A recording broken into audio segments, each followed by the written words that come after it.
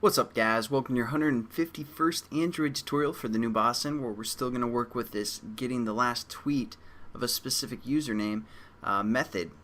And it's going to be pretty similar to what we did with, before when we were working with the HTTP client and get and response, all that stuff. So we're just going to kind of go quickly, but I'll still try and explain some new stuff just to further you guys' learning here. And so what we need to do again is set up a HTTP response. We're going to set this equal to response or R, something like that. And what we're going to do is we're going to say our client that we set up within our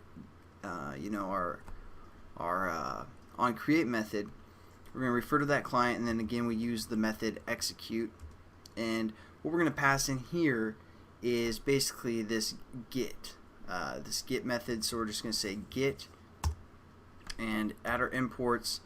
Now what we want to do is we want to check if it cleared, so we're going to set up an int called status returned, or status is fine, and we're going to set this equal to our response, which is our dot get status line dot get status code, and that's going to return a number for us, obviously since it's an int.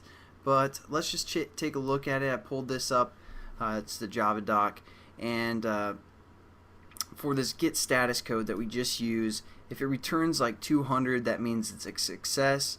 100 is just informational, 300 is redirect, 400 error, and 500 service error. So what we want is actually the 200 if it's successful. So what we're going to do is we're going to set up an if statement. If our status is equal to 200, then we're going to set up a HTTP entity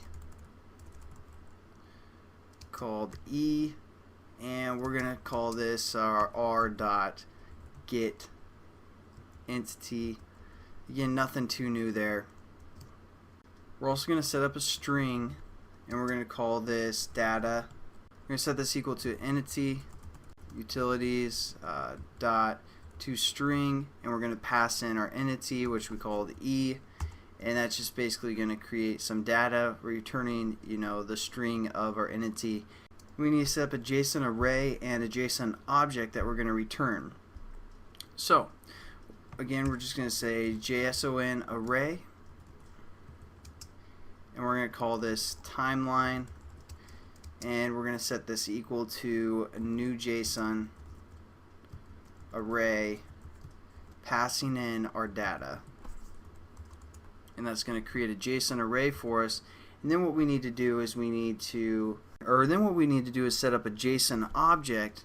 So we're going to say JSON object, and we're going to call this last, for referring to the last tweet, because basically now what we're going to do is refer to our timeline that we just set up, which is our array, and that's going to return a lot of different objects, JSON objects, and we have different indexes. And basically the first, or the 0 index, is going to be the most recent tweet, like the next one's going to be second to most recent, etc. And since this method's called last tweet, we're going to say 0 here, and that's going to return a JSON object from our array that we set up, again according to all this stuff that we set up here as well. And we want position 0 because it's going to be the most recent.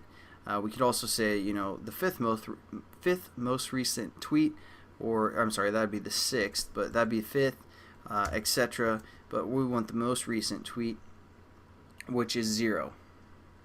Then all we're going to do is return again our JSON object, so we're going to return last.